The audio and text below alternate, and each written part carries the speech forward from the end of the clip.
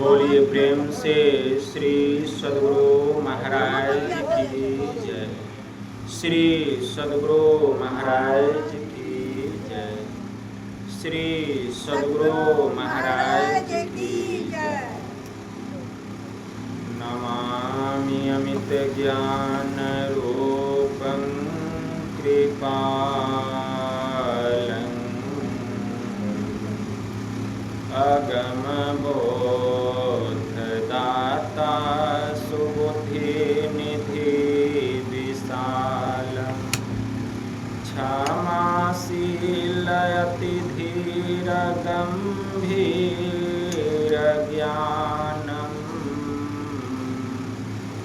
धर्म कील दृढ़ धीर समधीर ध्यान जगत त्राणकारी आघारी उदारम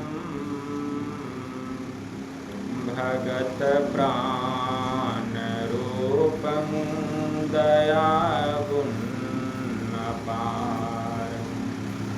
नमो सतगुरुं ज्ञानदाता सुस्वामी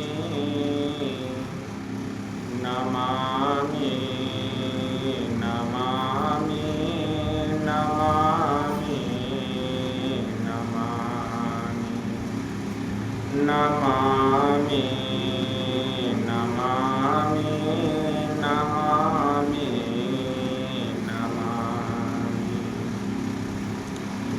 महाराज सद्गुरु है राजन को राजा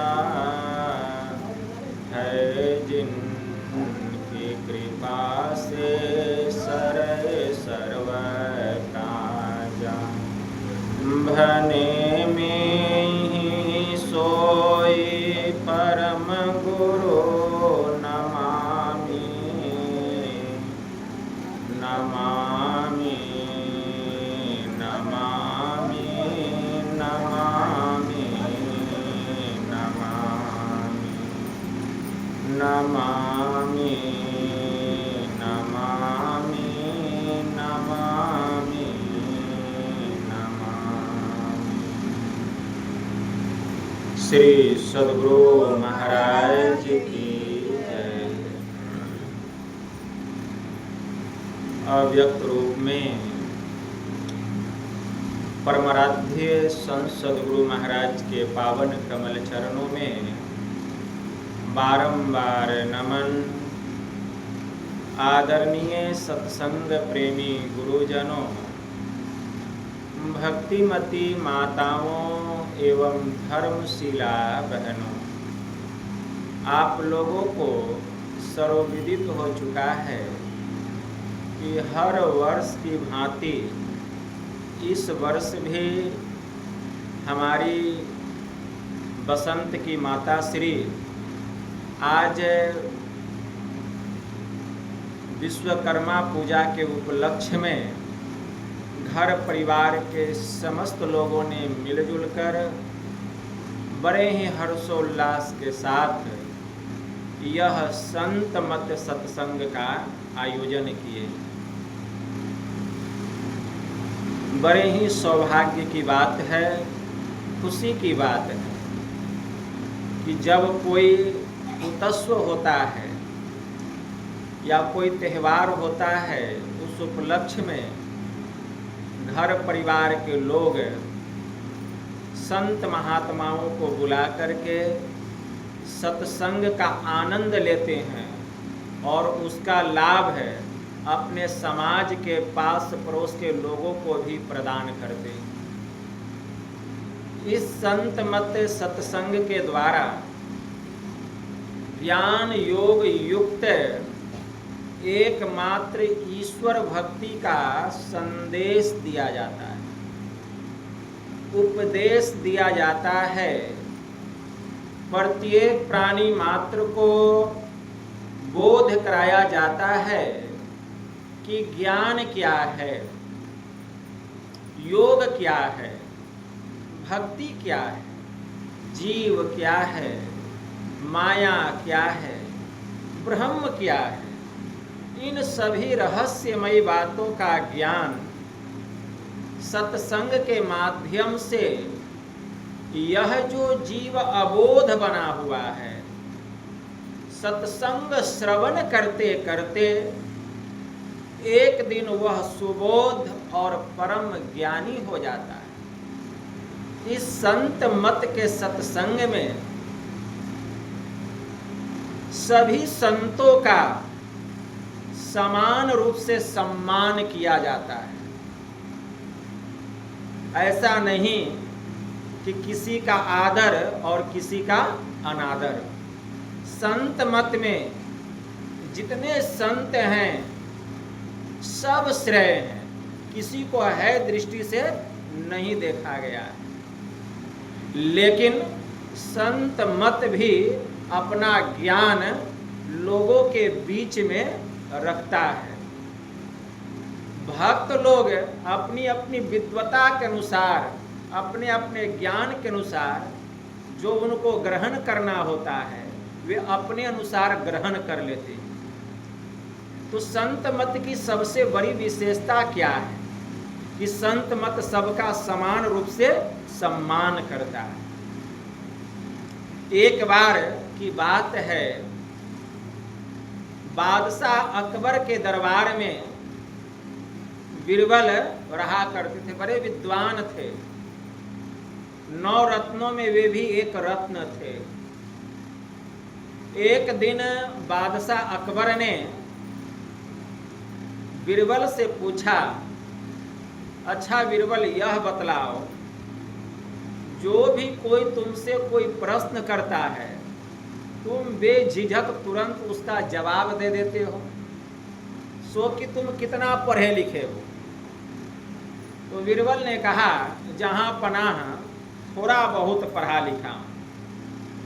बादशाह अकबर ने कहा, एक बात बोलो, थोड़ा या बहुत। तो बीरबल कहते हैं, जहां पनाह, जहां हमसे बेसी पढ़े लिखे लोग होते हैं वहां हम थोड़ा हो जाते हैं, और जहां हमसे कम पढ़े लिखे लोग होते हैं वहां हम बेसी हो जाते हैं। इसीलिए मैंने कहा थोड़ा बहुत।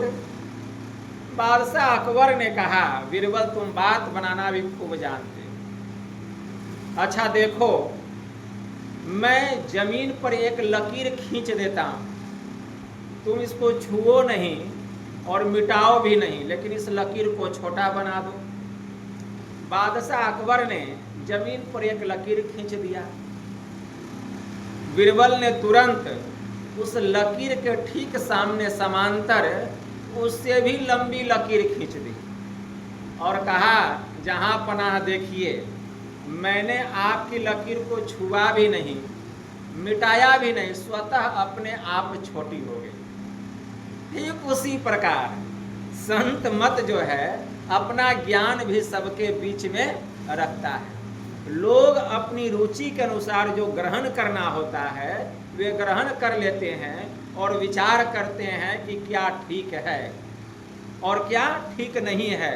जो उनको अच्छा लगता है वे उसको ग्रहण कर लेते हैं। तो अभी हम लोग सुन रहे थे श्री रामचरितमानस सार सटीक 7वां सोपान उत्तर कांड, सत्संग की महिमा। सत्संग की महिमा के संबंध में भगवान श्री राम से उनके अनुज भरत जी जिज्ञासा कर रहे हैं, लेकिन इसके पहले सनकादिक ऋषि सनक, सनंदन, सनातन और सनत कुमार ये आकाश मार्ग के द्वारा प्रभु श्री राम के पास में आए हैं। सनकादिक ऋषियों को आए हुए देखकर भगवान श्री राम उठकर उनके स्वागत में खड़े हो गए और उनको आदर के साथ, सम्मान के साथ उनको आसन ग्रहण करने के लिए कहा। सनकादिक ऋषि उपदेश करके जाने लगे तो भगवान श्री राम वहां सनकादिक ऋषियों से कहते हैं, बड़े भाग पाइये सतसंगा, अब बिनु प्रयास हो ही भवभंगा। क्या कह रहे हैं? सनकादिक ऋषियों से कह रहे हैं कि हे ऋषिवर, जैसे जब सूर्य निकलता है तो अंधकार का नाश हो जाता है, उसी प्रकार आप जैसे महर्षियों का जो मुझे दर्शन हुआ और आपका जो उपदेश मैंने श्रवण किया है, ऐसा लगता है आपके दर्शन करके, सत्संग श्रवण करके मेरे हृदय के अंदर का जो अंधकार है वह भाग गया। इसलिए भगवान श्री राम ने कहा, क्योंकि बड़े भाग्य से संतों का संग मिलता है, बड़े भाग्य से। पुण्य पुंज विनु मिलहि न संता, असत संगति संस्कृति कर अंता। जब तक पुण्य का विशाल राशि जमा नहीं होगा तब तक हमारे जीवन में संतों का संग और उनका सत्संग मिलने वाला नहीं है। गोस्वामी जी ने लिखा, जब द्रवहि दीन दयाल राघव, साध संगति पाइये, जेहि दरस परस सगमाधिक, पाप राशि नसाइये। जब परम पिता परमात्मा हम मानवों पर बहुत अधिक दया करते हैं, बहुत अधिक कृपा करते हैं, तब हमको संतों का संग मिलता है। जेहि दरस परस सगमाधिक, पाप राशि नसाइये।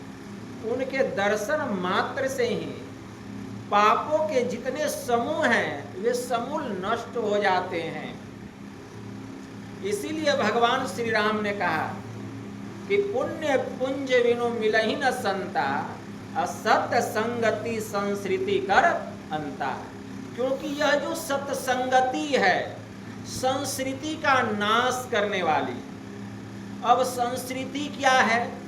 तो हमारे परमाराध्य कहने की कृपा की, संस्कृति संताप से कांप रहे, अभव भोर भ्रमत जीव हाँफ रहे, तिन्हे ड्राडस दे समुझाए कहे, और गुरु नाम सुमर सत संतों ने। गुरु ध्यान धरो मन में अपने, तिल द्वार लखो तन में अपने। गुरु महाराज की वाणी में आया। संस्कृति क्या है? बार बार जन्म लेना और बार बार मरना। यह जो आवागमन है इससे पूरा जीव कांप रहा है, डरा हुआ है, कब मौत आ जाएगा, कब मौत आ जाएगी कहना मुश्किल है। इस संताप से, इस दुख से जीव कांप रहा है। तो यह जो संस्कृति है, संतों का जो संग है, यह जो सत्संग है, यह संस्कृति का नाश करने वाला, यह संस्कृति का नाश करने वाला मतलब जीव को आवागमन के चक्र से छुटकारा दिलाने वाला अगर एकमात्र कारण कोई है तो वह है सत्संग। इसीलिए गोस्वामी जी ने लिखा कि प्रभु अगर आप हमें कुछ देना चाहते हैं तो मेरे जीवन में सत्संग दीजिए। देहि सत्संग निज अंग, भव भंग श्री रंग, अकारण शरण शोकहारी। कि हे प्रभु अगर आप मुझे कुछ देना चाहते हैं तो मेरे जीवन में एकमात्र सत्संग दीजिए। क्योंकि प्रभु सत्संग आपका निज अंग है, निज अंग भव भंग। यह सत्संग संसार के दुखों को भंग करने वाला, संसार के दुखों से छुटकारा दिलाने वाला है। कारण है एकमात्र कारण, कारण शरण सो कहाई। जो मानव सत्संग में चला आता है उसके मन के ऊपर में हरि का रंग चढ़ जाता है, विषय का सब रंग झड़ जाता है, उतर जाता है।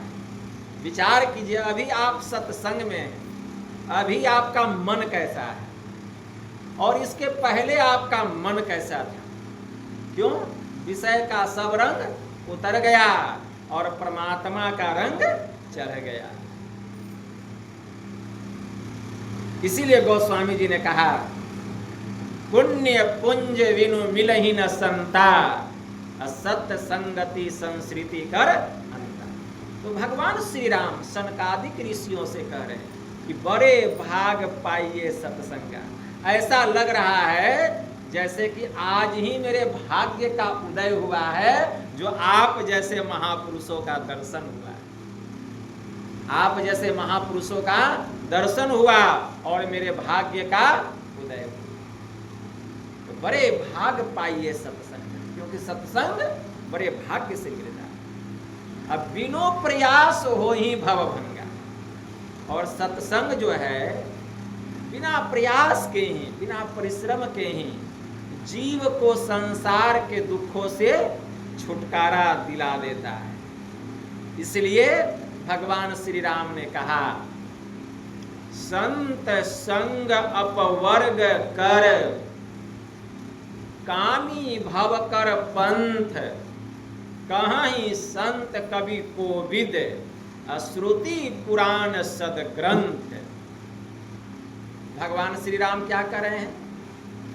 सनकादिक ऋषियों से कह रहे हैं कि हे ऋषिवर, संतों का संग करना यह अपवर्ग का मार्ग है, और कामी पुरुषों का संग करना यह संसार का मार्ग है। जितने भी वेद हैं, पुराण हैं, कवि हैं, पंडित हैं, विद्वजन हैं, सभी का ऐसा मत है, ऐसा विचार है। कहीं संत कवि कोविद, श्रुति पुराण सदग्रंथ, सबका ऐसा अपना विचार है, मत है कि संतों का संग करना यह अपवर्ग का मार्ग है। अपवर्ग किसको कहा गया? जहां की पवर्ग नहीं हो। पवर्ग किसको कहा गया? कवर्ग, क ख ग घ अर, कवर्ग। चवर्ग, च छ ज झ ञ। उसी प्रकार पवर्ग, तो प फ ब भ म, इसको कहा गया पवर्ग। मतलब प मतलब जहाँ किसी भी प्रकार का पाप और पुण्य नहीं है, उस स्थान का नाम है अपवर्ग। फ जहाँ किसी प्रकार की फलाशा नहीं है, किसी प्रकार की चाहना नहीं है, किसी प्रकार की इच्छा नहीं है, उस स्थान का नाम है अपवर्ग। ब जहाँ किसी प्रकार का जीव के ऊपर में कोई बंधन नहीं है, उस स्थान का नाम है अपवर्ग। भ जहाँ चले जाने पर जीव को किसी प्रकार का कोई भय नहीं है, कोई डर नहीं है, उस स्थान का नाम है अपवर्ग। और म जहाँ जाने के बाद फिर मौत नहीं होती है, जीव इस आवागमन के झंझट में नहीं फंसता है, बार बार जन्म लेना और बार बार मरना, उस स्थान का नाम है अपवर्ग। तो जब तक हम संतों का संग नहीं करेंगे, अपवर्ग की प्राप्ति होने वाली। आप कितना पूजा कर लीजिए, पाठ कर लीजिए, हवन कर लीजिए, यज्ञ कर लीजिए, महामृत्युंजय का जाप कर लीजिए, गायत्री मंत्र का जाप कर लीजिए, खूब जा करके 68 तीर्थ और धाम का चक्कर लगा लीजिए, लेकिन आपको मुक्ति मिलने वाली नहीं है, मौत से छुटकारा मिलने वाला नहीं, छुटकारा मिलने वाला नहीं है। यह कैसे छूटेगा, इससे छुटकारा कैसे मिलेगा? हमारे परमाराध्य कहने की कृपा की। इसके लिए एक ही उपाय है और वह है ईश्वर की भक्ति। इसके लिए क्या करना पड़ेगा? ईश्वर की भक्ति करनी पड़ेगी। हमारे परमाराध्य कहने की कृपा की, आवागमन सम दुख दूजा, है नहीं जग में कोई, इसके निवारण के लिए प्रभु भक्ति करनी चाहिए। आवागमन मतलब बार बार जन्म लेना, बार बार मरना, इससे छुटकारा पाना चाहते हैं तो एक ईश्वर की, एक हरि की भक्ति करनी पड़ेगी। ईश्वर की भक्ति करनी पड़ेगी। और ईश्वर की भक्ति करने के लिए क्या करना पड़ेगा? संतों का संग करना पड़ेगा। संतों का संग करना पड़ेगा, क्योंकि भगवान श्री राम ने माता सबरी को 9 प्रकार की भक्ति बतलाई। और 9 प्रकार की भक्ति में, ऐ बाबू बैठो, 9 प्रकार की भक्ति में पहली भक्ति क्या कहा? सबरी प्रथम भगति संतन कर संगा। मतलब ईश्वर की भक्ति अगर करनी है तो संतों का संग करना पड़ेगा। यह कहा कि मेरी पहली भक्ति बद्रीनाथ कर संगा, केदारनाथ कर संगा, हवन कर संगा, मंदिर कर संगा। कहा प्रथम भक्ति संतन कर संगा। मेरी पहली भक्ति है संतों का संग करो। संतों की संगति करनी पड़ेगी। अगर ईश्वर की भक्ति करना है तो संतों की संगति करनी पड़ेगी। संतों की संगति, जब तक हम संतों की संगति नहीं करेंगे ज्ञान नहीं होगा। भगवान श्री राम कह रहे हैं कि संत संग अपवर्ग कर, कि संतों का संग करना यह अपवर्ग का मार्ग है। मतलब मोक्ष का मार्ग है, मोक्ष का मार्ग। अकामी पुरुषों का संग करना संसार का मार्ग है। अब आप ही डिसाइड कीजिए कि आपको करना क्या है। संतों की संगति करनी है कि कामी पुरुषों का संग करना है। कहीं संत कवि कोविद श्रुति पुराण सदग्रंथ, जितने महापुरुष हो गए, कवि पंडित, वेद पुराण, हमारे शास्त्र सब ऐसा कहते हैं। तो संतों की संगति करनी चाहिए। इतने में भरत जी पूछ बैठते हैं कि प्रभु मैं जानना चाहता हूं कि जो ऐसे महापुरुष होते हैं, जो ऐसे संत होते हैं, जिनका संग करने से जीव को परम मुक्ति की प्राप्ति होती है, जीव का परम कल्याण होता है, प्रभु मैं जानना चाहता हूं कि ऐसे संतों का स्वभाव कैसा होता है, उनका स्वभाव कैसा होता है। प्रभु जरा उनका स्वभाव बताइए, उनका व्यक्तित्व बताइए, उनके लक्षणों के बारे में बताइए, उनका गुण को जरा मेरे सामने बखान कीजिए। तब वहीं पर भगवान श्री राम अपने भाई भरत जी से कह रहे हैं,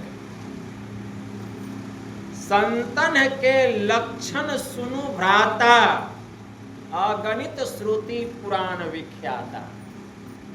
है मेरे भाई, संतों के अनगिनत लक्षण, एक लक्षण हो तब ना, अनगिनत लक्षण, एक लक्षण अनगिनत वेदों और पुराणों में भरे हुए हैं। वेद और पुराण में संतों के अनगिनत लक्षण भरे हुए। प्रभु श्री राम कह रहे हैं कि संतों का लक्षण क्या, स्वभाव क्या है। तो भगवान श्री राम कहते हैं कि काटई परसु मलय सुनु भाई, निज गुण दई सुगंधि वसाई। जैसे कुल्हाड़ी जो है वह चंदन को काटती है, कुल्हाड़ी चंदन को काटती है, और चंदन कट करके भी अपना जो निज गुण है चंदन का सुगंधी, अपने निज गुण सुगंधी से काटने वाला जो कुल्हाड़ी है उस कुल्हाड़ी को भी चंदन जो है अपनी सुगंधि से सुगंधित बना देता है। ऐसे संतों के स्वभाव होते हैं कि दुर्जन लोग कुल्हाड़ी के जैसे होते हैं, दुष्ट लोग कुल्हाड़ी के जैसे होते हैं।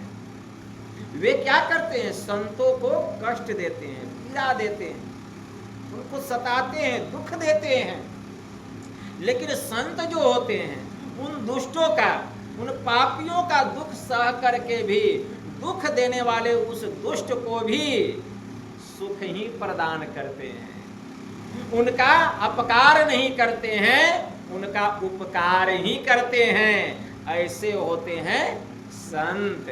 भगवान श्री राम कह रहे हैं कि काटई परसु मलय सुनु भाई, निज गुण दई सुगंधि बसाई।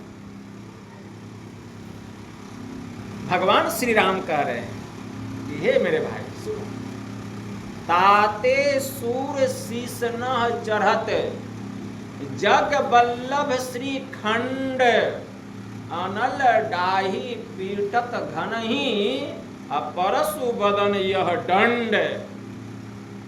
भगवान श्री राम ने कहा, लेकिन मेरे भाई सुनो, संत स्वयं दुख सहकर, कष्ट सहकर, पीड़ा सहकर उस दुर्जन को, जो उनको दुख देते हैं, कष्ट देते हैं, पीड़ा देते हैं, जो दुर्जन उनको कष्ट देते हैं, संत महात्मा उनके दुख को सह करके भी उनको सुख प्रदान करते हैं, उनका उपकार करते हैं। लेकिन यहाँ लेकिन है, लेकिन परमात्मा उनका उपकार नहीं करते हैं। संत उपकार करते हैं, परमात्मा नहीं करते हैं। परमात्मा तो उनको दंड देते हैं, दंड देते हैं, जो जैसा करेगा वैसा भरेगा। संतों का स्वभाव है दया करना, क्षमा करना, कृपा करना, लेकिन क्योंकि वो पापियों को भी क्षमा कर देते हैं, उनके ऊपर भी दया करते हैं, लेकिन भगवान ऐसा नहीं करते। इसीलिए कहा गया कि संत में और भगवंत में कुछ अंतर है। संत और भगवंत में अंतर है। कहीं कहीं संत को भगवंत से भी ऊंचा दर्जा दिया गया, स्थान दिया गया है। क्यों दिया गया है? क्योंकि संत जो है क्षमा कर देते हैं, पापियों के पाप को नहीं देखते हैं, ठीक है ना। लेकिन भगवान जो होते हैं, कोई पापी अगर पाप करता है तो उसको क्षमा नहीं करते हैं, उसको दंड देते हैं, उनको दंड देते हैं। भगवान महायोगेश्वर श्री कृष्ण ने कहा, यदा यदा ही धर्मस्य ग्लानिर्भवति भारत, अभ्युत्थानं धर्मस्य तदात्मानं सृजाम्यहम्, परित्रणाय साधूनां विनाशाय च दुष्कृतां, धर्म संस्थापनार्थाय संभवामि युगे युगे। भगवान ने कहा कि हे अर्जुन, जब जब इस धराधाम पर, जब जब इस भूतल पर, जब जब इस अवितल पर, जब जब इस वसुंधरा पर आता तई लोग बढ़ जाते हैं, पापी लोग बढ़ जाते हैं, अत्याचारी लोग बढ़ जाते हैं, जब जब धर्म का पतन होने लगता है, अधर्म का उत्थान होने लगता है, अभ्युत्थानम धर्मस्य तदात्मानं सृजाम्यहम्। तो हे कुंती पुत्र, तब तब मैं किसी न किसी रूप में सृजन करता हूँ, मतलब अवतार लेता हूँ।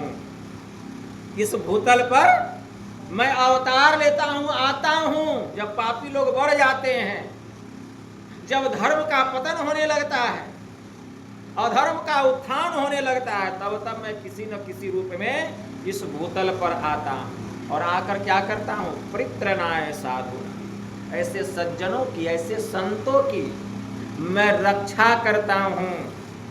विनाशाय च दुष्कृताम, और दुष्टों का मैं सर्वनाश करता, समूल ही उसका नष्ट कर देता हूँ, उसका समूल ही नष्ट कर देता हूँ। विनाशाय च दुष्कृताम धर्म संस्थापनार्थाय संभवामि युगे युगे। हे अर्जुन, मैं ऐसा एक युग में नहीं, हर युग में करता हूँ, और फिर से उस भूतल पर मैं धर्म की स्थापना करता हूँ। गोस्वामी जी ने इसी को लिखा, जब जब होई धर्म की हानि, बारही असुर अधम अभिमानी, करही अनीति जाय नहीं वरनी, असीलई विप्र धेनु सुर धरनी, तब तब प्रभु धरि विविध शरीरा, हरहि कृपा निधि सज्जन तीरा। तो भगवान जो होते संत तो क्षमा कर देते हैं, माफ कर देते हैं। जैसे कुल्हाड़ी चंदन को काटा, लेकिन चंदन कट करके भी अपने निज गुण से कुल्हाड़ी को सुगंधित कर देता है। लेकिन वह जो पापी कुल्हाड़ी है उसको दंड मिलता है। पापी कुल्हाड़ी को दंड मिलता है। दंड क्या मिलता है? जब उसका धार भोथा हो जाता है, जब उसका धार भोथा हो जाता है तो उसको लोहार के पास लेके जाते हैं। लोहार क्या करता है? उसके पेट से उसको निकालता है मुंह को, और धधकती हुई आग में झोंक देता है, झोंक देता है। और जब तप करके उसका मुंह लाल हो जाता है तो लोहार चिमटा से पकड़ के उसके मुंह को घन पर रखता है और मोटा हथौड़ा रखता है, और उस हथौड़े से उसके मुंह पर दे चोट मारता है। ठीक उसी प्रकार जो ऐसे दुर्जन रूपी जो कुल्हाड़ी होते हैं, जो चंदन रूपी संत को पीड़ा देते हैं, कष्ट देते हैं, तो परमात्मा जो है उसी तरह उस पापी को नरक के आग में जलाते हैं, नरक के आग में जलाते हैं। ठीक है ना? और वो छटपटाता है, तड़पता है, चिल्लाता है, और फिर जो है हथौड़े से उसको पीटते हैं घन पे रख कर। तो परमात्मा उसको यह दंड देते हैं। ठीक है ना? इसी को भगवान श्री राम अपने भाई भरत जी से करते हैं। ताते सूर शीसन चढ़त, मतलब चंदन जो है कट करके देवताओं के सिर पर चढ़ता है। लोग ललाट पर तिलक लगाते हैं और संसार में वह पूज्य हो जाता है, लेकिन वह जो दुर्जन कुल्हाड़ी है उसको दंड मिलता है। ताते सूर शीसन चढ़त, जग बल्लभ श्रीखंड अनल डाही, मतलब वह दुष्ट कुल्हाड़ी को दंड मिलता है। अनल मतलब उसको आग में जलाया जाता है। अनल डाही, उस आग में तपाया जाता है। पीटत घन ही, फिर घन पर रख करके उसके मुंह को पीटा जाता है। परशु बदन यह दंड, मतलब दुर्जन रूपी कुल्हाड़ी को यह परमात्मा दंड देते। एकदम भरत जी इतने आनंद से सुन रहे हैं, लग रहा है कि कितना आनंद आ रहा है। भरत जी सुन रहे हैं, बहुत मन ही मन बहुत आनंदित हो रहे हैं। उस सुख का क्या कहना। यह जो सुन रहे हैं अपने प्रभु के मुखमंडल से, अपने भाई के मुखारविंद से, तो बड़े ही प्रसन्न हो रहे हैं। फिर भगवान श्री राम कहते हैं कि हे मेरे भाई सुनो, संत जो होते हैं वे विषय लंपट नहीं होते। विषय लंपट किसको कहा गया? जो दिन रात विषय भोग में डूबा रहता है, लिपटा रहता है। ठीक है ना? रूप में, रस में, गंध में, स्पर्श में, शब्द में, घर में, मकान में, दुकान में, स्त्री में, पुरुष में, बाल बच्चा, खेती गृहस्थी, नाना प्रकार के जंजाल में लिपटा रहता है। जैसे मक्खी जब घी में गिर जाती है, कितना प्रयास करे निकल नहीं पाती है, उसी तरह से जीव जो है इस संसार में लिपट जाता है। कितना प्रयास करता है लेकिन वो उसी मक्खी के जैसा निकल नहीं पाता है। और अंत में उसका क्या होता है? राम नाम सत्य, राम नाम सत्य हो जाता है। यही दशा उस जीव की। तो भगवान श्री राम कह रहे हैं, विषय अलंपट शील गुना कर। आनंद आ रहा है ना आप लोगों को? सुनिए, अर्जुन बाबू का मोबाइलो बजने लगता है। विषय अलंपट शील गुना कर, अपर दुख दुख सुख सुख देखे पर। संत जो होते हैं वे विषय लंपट नहीं होते। विषय भोग में लिप्त होकर के नहीं रहते हैं। विषय अलंपट शील गुणाकर, तब कैसे होते हैं? वे शील और गुण के घर होते हैं। शील किसको कहा गया पता है? कि शील किसको कहा गया? बहुत लोग नहीं जानते हैं कि शील किसको कहते हैं। शीलता की प्राप्ति कैसे होती है? शीलता की प्राप्ति जो खूब सदाचार का पालन करता है, जो अपने को सत्य व्यवहार में रखता है, झूठ, चोरी, नशा, हिंसा, व्यभिचार, जो पंच महापापों से खूब अपने को बचा के रखता है और ईश्वर की भक्ति में अपने चित्त को लगा करके रखता है। लगाते लगाते उसके भीतर में अनुभूति होने लगती है, स्वतः उसके अंदर में शीलता आ जाती है और शीलता प्राप्त किए हुए कोई संत होते हैं। इसीलिए संत कबीर साहब को कहना पड़ा कि शीलवंत सबसे बड़ा, शीलवंत सबसे बड़ा, सब रत्नन की खान, तीन लोक की संपदा, रहे शील में आन, ज्ञानी ध्यानी संयमी, दाता सूर अनेक, अरे जपिया तपिया बहुत है, शीलवंत कोई एक। तो शीलवंत सब होते हैं। संत कबीर साहब ने क्या कहा? शीलवंत कोई एक, मतलब कोई संत होते। जपिया तपिया मिल जाएंगे, ज्ञानी ध्यानी मिल जाएंगे, लेकिन शीलवान नहीं मिलेंगे। शीलवान तो कोई संत होते, कोई संत होते जो साधना के परम प्रकाष्ठा को प्राप्त कर लेते हैं। वे शीलता प्राप्त किए हुए महापुरुष होते हैं। तो भगवान श्री राम संतों का स्वभाव न बता रहे हैं कि जो संत होते हैं उनका स्वभाव कैसा होता, मतलब वे शीलवान होते हैं। विषय अलंपट, वे विषय लंपट नहीं होते हैं। शील गुणाकर, वे शील और गुण के घर होते हैं। पर दुख दुख सुख सुख देखे पर, मतलब वे पराये के दुख को देख करके दुखी और पराये के सुख को देख करके सुखी होते हैं। ऐसे वे संत होते हैं, ऐसे वे महापुरुष होते हैं। इतना ही नहीं, भगवान अपने भाई भरत जी से कहते हैं कि हे मेरे भाई सुनो, कोमल चित्त, कोमल चित्त, संतों का हृदय बड़ा कोमल होता है, मक्खन से भी मुलायम। गोस्वामी जी ने लिखा कि संत कैसे होते हैं? तो संत चित्त नवनीत समाना, कहा कवि न पे कहीं न जाना, निज परिताप द्रवई नवनीता, अपर दुख हेतु संत सुपुनीता।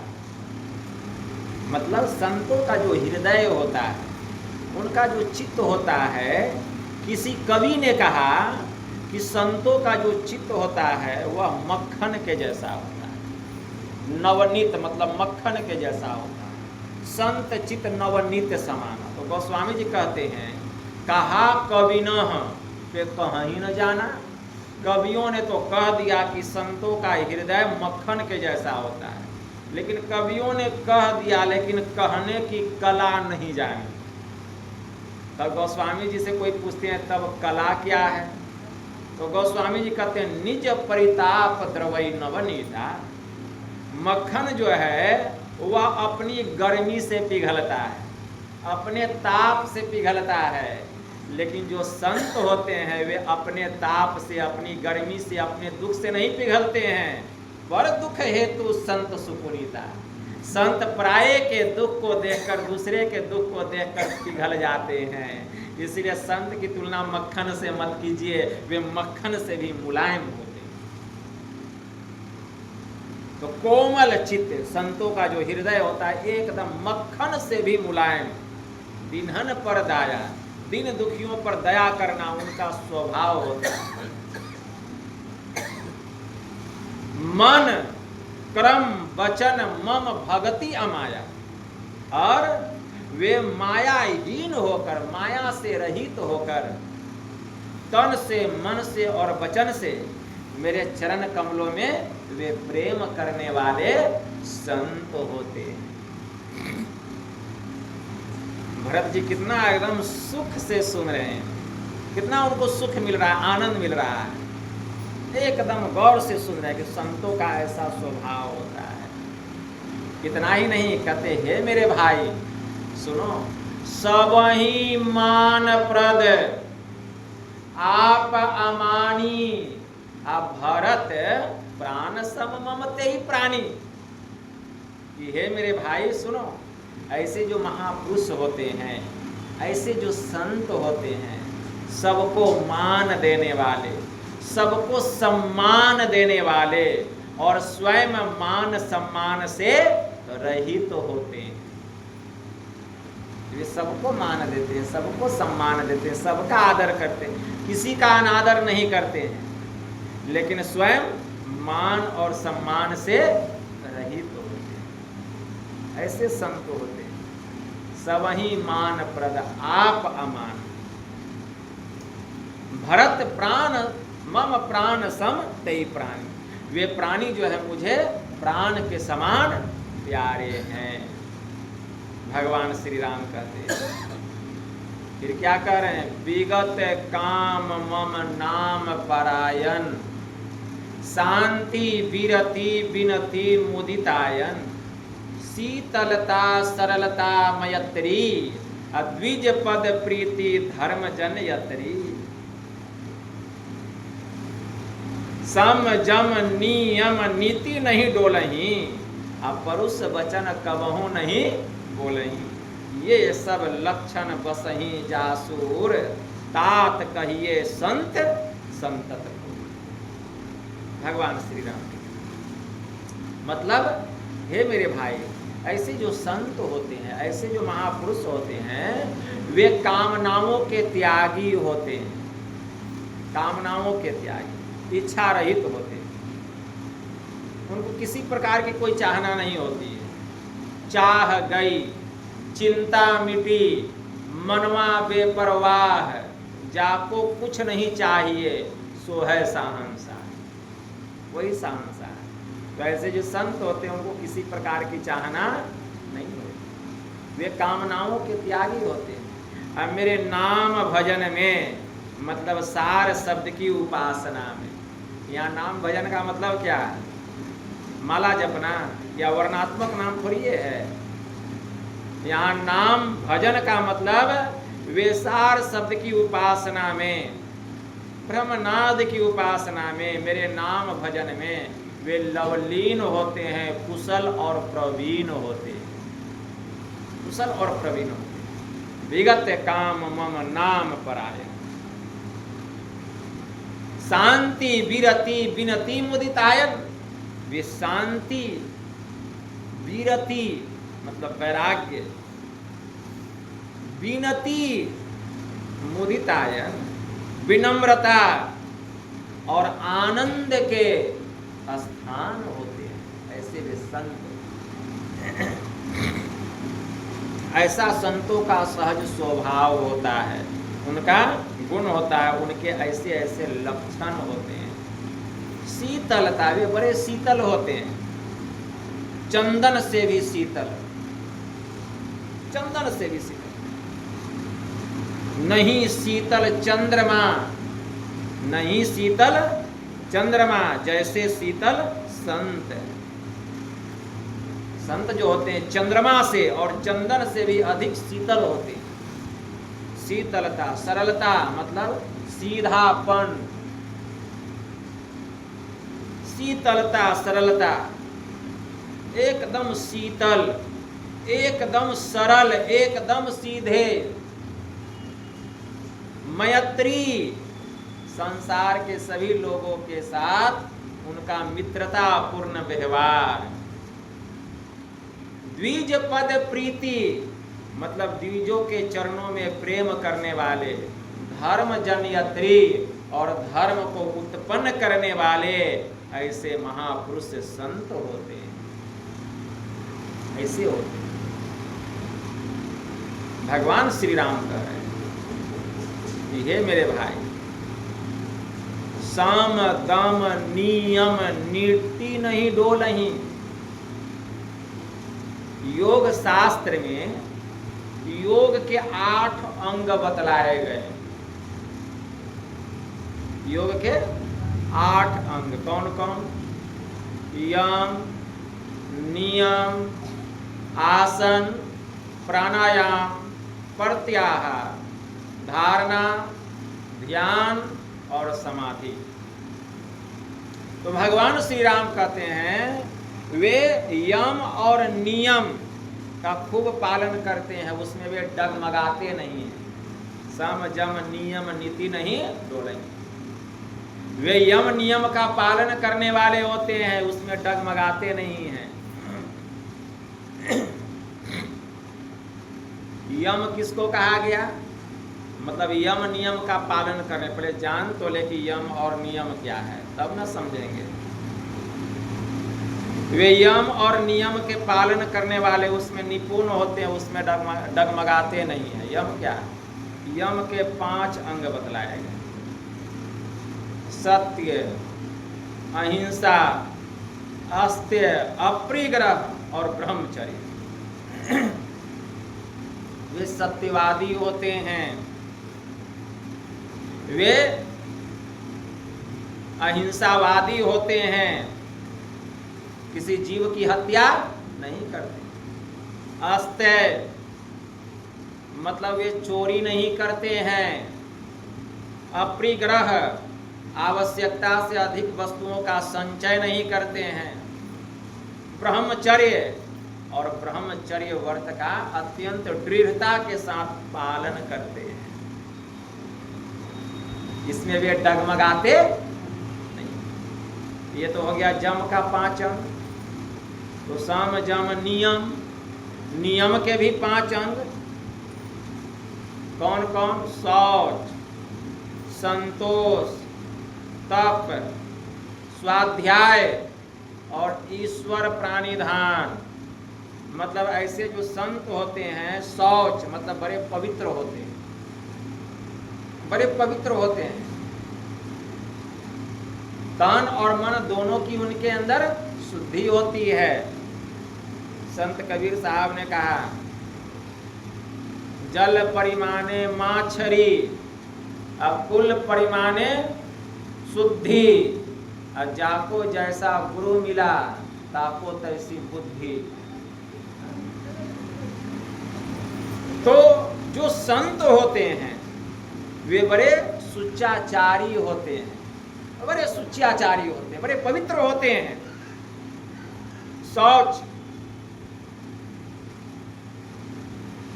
संतोष, वे बड़े संतोषी होते हैं, बड़े संतोषी। कितने संतोषी होते हैं? तो संत कबीर साहब ने कहा,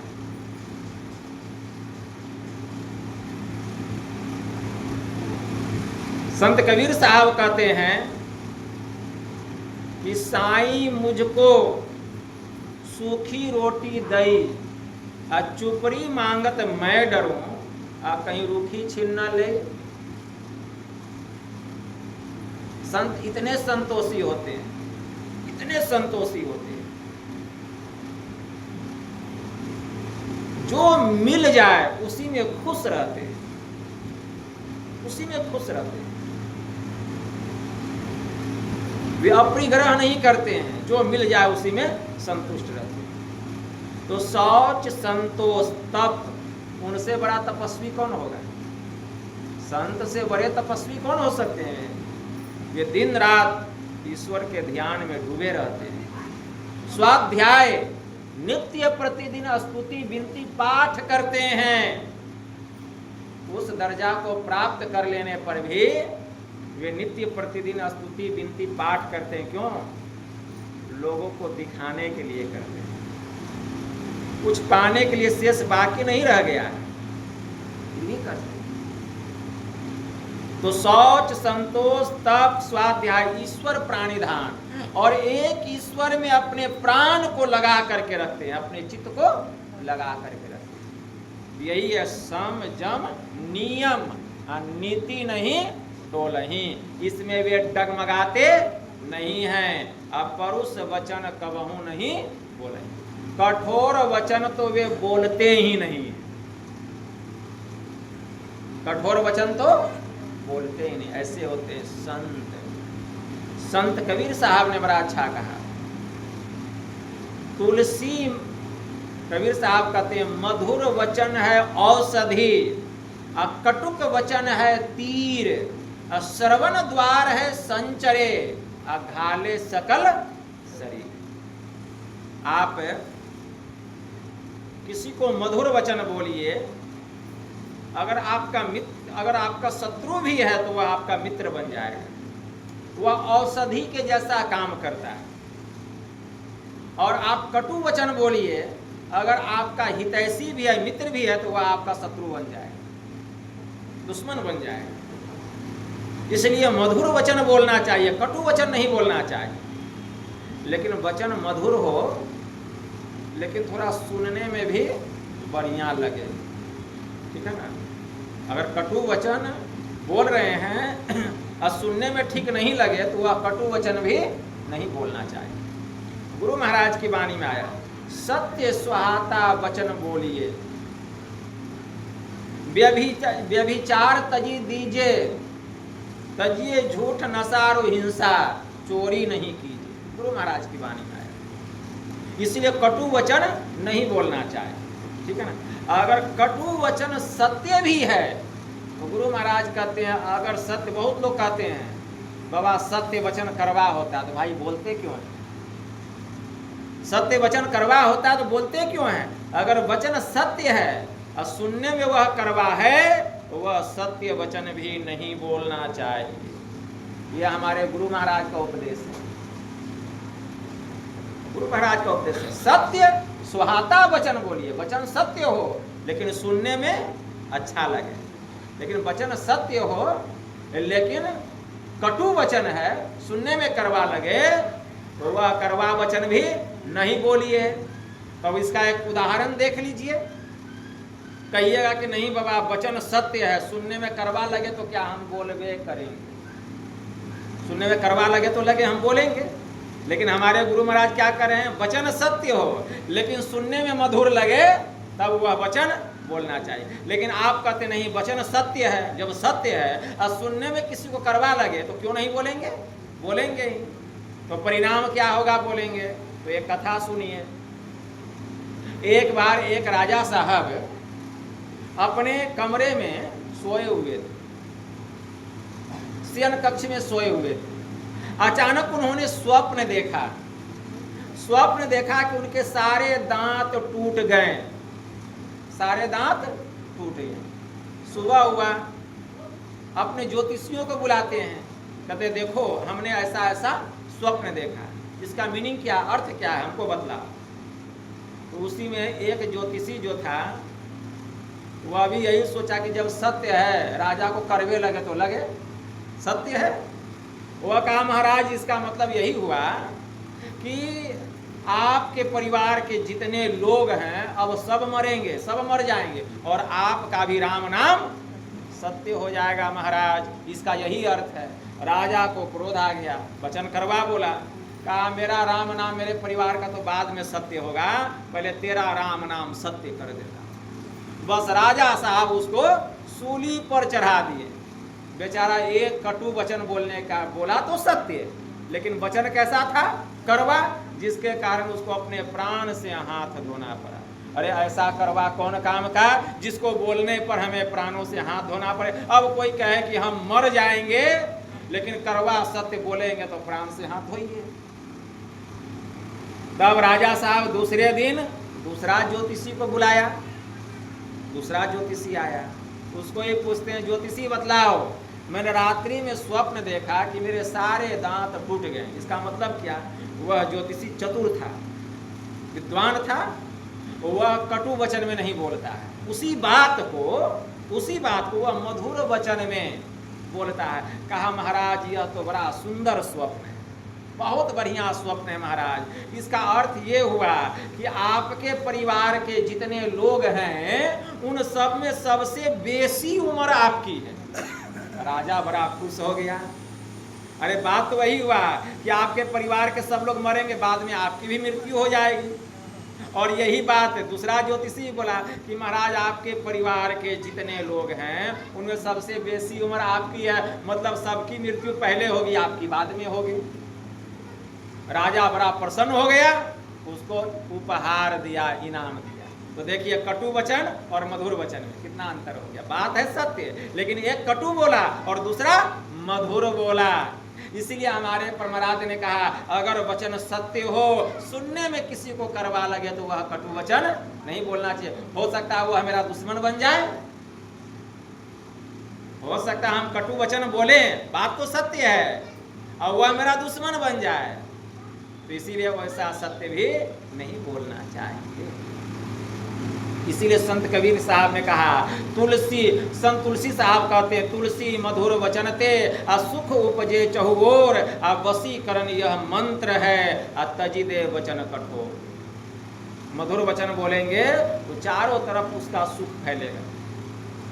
सुख उपजे चहुओर, वशीकरण यह मंत्र है। जो दुश्मन है वह भी आपके बस में हो जाएगा। वशीकरण यह मंत्र है, तजदे वचन कठोर। इसलिए कठोर वचन नहीं बोलना चाहिए। वही भगवान श्री राम कह रहे हैं सम जम नियम नीति नहीं डोलही। ऐसे जो महापुरुष होते हैं, ऐसे जो संत होते हैं, सम जम नियम से डगमगाते नहीं हैं, यम नियम भी समझ लिए और वे कटु वचन तो बोलते ही नहीं।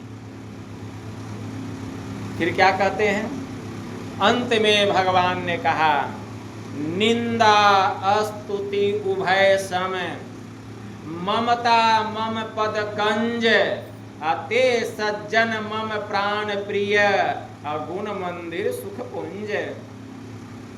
ऐसे जो संत होते हैं आप उनकी निंदा कीजिए चाहे प्रशंसा कीजिए, दोनों को तुल्य मानते हैं, दोनों को एक समान मानते हैं। आप उनकी निंदा कीजिए, निंदा से वे दुखी नहीं होते हैं, और प्रशंसा से वे प्रफुल्लित नहीं होते, प्रसन्न नहीं होते हैं। आप उनकी निंदा कीजिए चाहे प्रशंसा कीजिए, दोनों को एक समान समझते हैं। निंदा स्तुति उभय सब, ममता मम पद कंज, और मेरे चरण कमलों में अपने चित्त को लगा करके रखते हैं। ते सज्जन मम प्राण प्रिय, गुण मंदिर सुख पुंज। ऐसे जो संत होते हुए मुझे प्राण के समान प्रिय हैं। मेरा उनका हृदय जो है मेरा घर है, मेरा रहने का घर। ऐसे संतों का जो हृदय होता है उन्हीं के हृदय में मैं रहता हूँ, वही मेरा स्थान है, भगवान ने कहा। इसीलिए गुरु की भक्ति करने से सबकी भक्ति हो जाती है। गुरु महाराज कहने की कृपा की है, अति पावन गुरु मंत्र मन ही मन जाप जपो, उपकारी गुरु रूप को मानस ध्यान थपो, देवी देव समस्त पूरन ब्रह्म परम प्रभु। ऐसे जो संत होते हैं उनके हृदय में सब देवी देवता जाके वास करते हैं, संपूर्ण देवी देवता सहित परमात्मा निवास करते हैं, परमात्मा निवास करते हैं।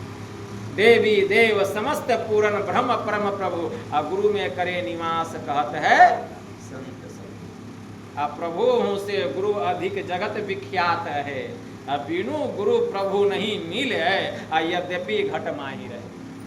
वह परमात्मा तो हम सबके घट में है, लेकिन बिना गुरु के वे मिलते नहीं हैं। इसलिए ईश्वर से ज्यादा गुरु की महिमा गाई गई है, उनका गुणगान किया गया है। इसलिए संत कबीर साहब ने कहा तीन लोक नौ खंड में, और गुरु ते वरा न कोय, करता करे न कर सके, गुरु करे सो होए।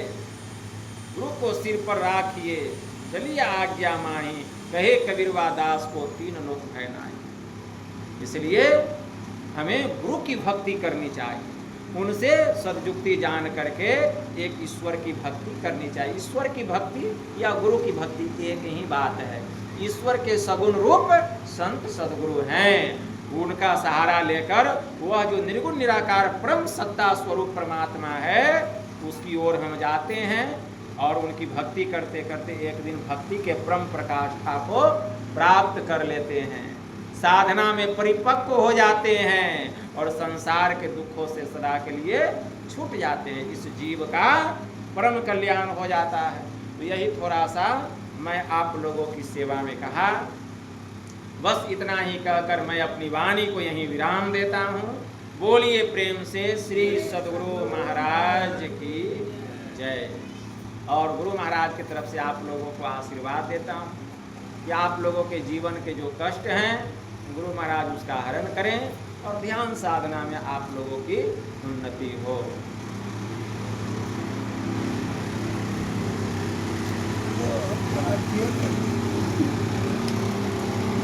चलिए।